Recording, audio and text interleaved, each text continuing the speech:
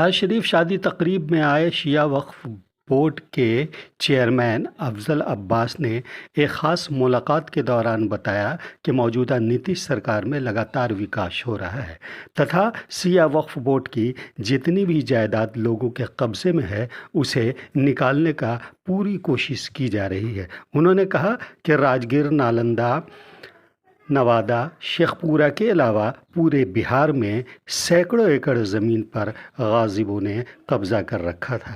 पेश है उनसे मुलाकात की एक झलक। निसा बेगम वक्फ स्टेट की ज़मीन है।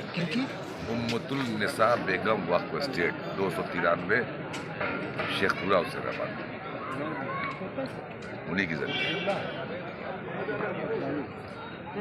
नालंदा ज़िला में भी शिया वक्फ बोर्ड की बहुत सारी ज़मीन है। राजगीर तो नालंदे में आता है ना। जी जी जी। नालंदा में तो काफ़ी सारी ज़मीनें हमारी हैं। उम्मतुल निसा बेगम वक्फ स्टेट की ज़मीन लगभग मैं समझता हूँ कि 150 एकड़ के आसपास हो गया। बीघा में देखा जाए तो 200 बीघा के आसपास होगा। इसके अलावा शेखपुरा में, शेखपुरा हुसैनाबाद में भी है, नवादा में भी है। असल में दिक्कत क्या है कि बहुत सारी ज़मीनें जो है वो इनक्रोच है और जिसके वजह से अभी अब कब्जे में नहीं है। तो हम लोग प्रशासन से या डीएम से और डीसीएलआर से और एडीएम को और सीओ को सब अदतन इस तरीके की चिट्ठी भी लिखे हुए और हम लोग जमाबंदी खारिज करके जमाबंदी दाखिल करने के लिए भी हम लोग प्रयत्न कर रहे हैं और उसको चिट्ठी गई है। मुझे ऐसा लगता है कि इसमें हम बहुत जल्दी इसमें कामयाबी मिलेगी। और जिस तरह से राजगीर की बात करें, राजगीर में बहुत सारी ज़मीनें हैं। वो ज़मीन हमारे कब्ज़े में आने के बाद से हम उस पर कौम की इफलाह बहबूद के लिए बहुत सारा काम किया जाता है। ये वक्फ की प्रॉपर्टी को जब तक हम उसका यूटिलाइज नहीं कर पाएंगे तो फिर उसका रेवेन्यू जनरेट कहाँ से कर पाएंगे। बहुत सी ज़मीनें ऐसी पर्तियाँ पड़ी हुई है, उसका इस्तेमाल है। जब तक उसका इस्तेमाल यूज़ होगा तभी वक्फ को फ़ायदा होगा, वक्फ बोर्ड को फ़ायदा होगा, वक्फ स्टेट को फ़ायदा होगा। लेकिन कहीं ना कहीं नेग्लिजेंसी रही है, इससे इनकार नहीं किया जाता। जिसके बुनियाद पे बहुत सारे चाहे शिया वक्फ बोर्ड हो चाहे सुन्नी वक्फ बोर्ड हो, सबकी कहीं ना कहीं वो ज़मीनें जो है वो कब्ज़े में रही। लेकिन कुछ जब से 1995 एक्ट और फिर 2013 फिर 2020 अमेंडमेंट एक्ट सब जब आया तो थोड़ा सा वक्फ बोर्ड को ताकत मिली। इसके पहले वक्फ बोर्ड की कोई हैसियत तो नहीं मानता था। आज हमारे चिट्ठी को, आज हमारे ख़त को जो भेजा जाता है, वार्तालाप करते हैं, पत्राचार करते हैं तो उसका संज्ञान लिया जाता है। क्योंकि एक्ट से थोड़ा सा हम मजबूत हुए और उसी मजबूती के आधार पे डीएम भी हो, चाहे डीसीएलआर हो या एडीएम हो या एसडीएम हो या फिर या जो भी नीचे सीओ इस पर एक्शन ले रहे हैं। लेकिन जिस स्तर से काम होना चाहिए हमारी कोशिश उस स्तर भी तो हुआ नहीं है। मेरी कोशिश है कि जल्द से जल्द उसकी जमाबंदी खुल जाए तो फिर हम वहाँ उस ज़मीन का यूटिलाइज कर सकें। जब से आप चेयरमैन बने हैं शिया वक्फ बोर्ड के, तब से आपकी कारकर्दगी नुमाया रही है। कई तरक्याती काम भी आपके ज़रिए हुए, मज़ीद इसमें और इजाफा हो, इस पर क्या? देखिए वक्फ बोर्ड के पास कोई अपना पैसा नहीं, फंड नहीं है। 6% 7% शेष मिलता है, वही व्यय होता है। उससे बहुत सारे अखराजात हैं, मस्जिद और इमाम को पैसा देना, फिर चैरिटी करना, तो बहुत ज़्यादा शिया वक्फ बोर्ड में पैसा नहीं है। सुन्नी वक्फ बोर्ड बहुत बड़ा है, 2700 वक्फ स्टेट है।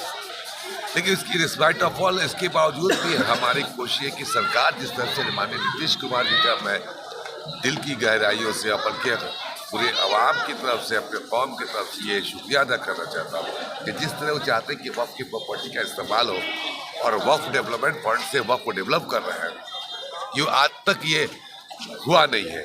जैसे आप अंजुमन इस्लामिया की बात कर लेंगे, अंजुमन इस्लामिया सुन्नी वक्फ बोर्ड में एक बड़ी इमारत पटना में खुला बना, उस तरह से शिया वक्फ बोर्ड में भी माननीय नीतीश कुमार जी के रहमुकाम कहिए, उनके जो भी कहिए, उनके वजह से आज गुलजार बाग वक्फ स्टेट, इमामबादी वक्फ स्टेट पटना, गुलजार 1 नंबर वक्फ स्टेट है शिया वक्फ बोर्ड का। उसमें मल्टी स्टोरी बिल्डिंग G+5 का बनने जा रहा है और तकरीबन मैं समझता हूँ कि अभी फिलहाल 40 करोड़ का बजट है। 40 करोड़ के लिए बोर्ड से क्या नाम है कैबिनेट से पास भी हो गया और उसका स्ट्रक्चर तैयार हो। मुझे ऐसा लगता है कि विद इन ए मंथ उसकी संग बुनियाद रखी जाएगी। अब कहीं पे जैसे हमारे यहाँ एक हॉस्टल बनाया गया, वही वक्फ डेवलपमेंट फंड से, तो इस तरह बहुत सारे काम हो सकते हैं और काम किए जा रहे हैं। सरकार की नीयत बहुत अच्छी है, साथ साथ हम भी चाहें कि आवाम को भी इस मुहिम में साथ देना चाहिए। जो हक पे है उसका हक का साथ दें ताकि जो गासिबों से वक्फ की प्रॉपर्टी को छुड़ाया जा सकता है। मैं समझता हूँ जैसे आप मुसलमान हैं, हम भी मुसलमान हैं, और आप खुद जानते हैं कि जब वफ़ की प्रॉपर्टी जब कोई जो वफ़ करता है तो ये कहता है कि आज के बाद से ये अमानत अल्लाह की है, तो किसी एक ही की होगी ना, तो दूसरा जो कब्जा कर रहा है वो भी मुसलमान अपने आप को कहता है कि मैं भी मुसलमान हूँ, तो वो किस टाइप का मुसलमान में समझ बात नहीं आ रही। उसको तो खुद ब खुद उसको कहा, नहीं नहीं, ये तो अल्लाह के राह में जिसने वक़्फ़ किया है और उसको उसको मतलब उसका इस्तेमाल होना चाहिए।